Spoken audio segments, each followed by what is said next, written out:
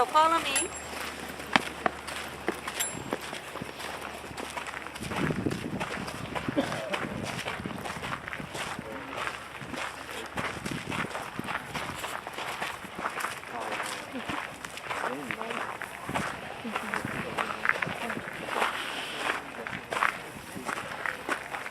Should we come So up? come on in. Yeah, you could go into these two rows too here. I just want to kind of show you what's going on.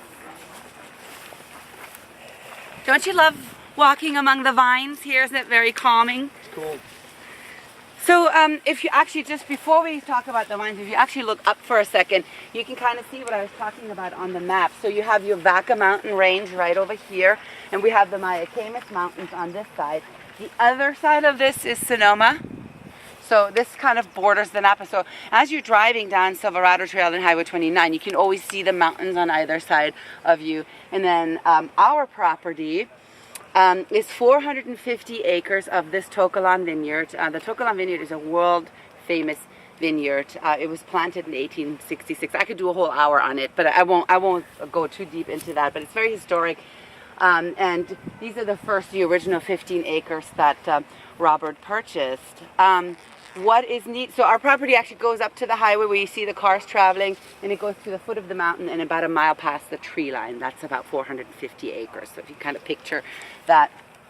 The really neat thing about this vineyard, you can't really see it from here, but you can see it better once I take you up a little bit higher. But it's actually planted in about 90 separate blocks. You can kind of, if you look closer, you can see that, oh, this block looks different from this block, from the block behind it.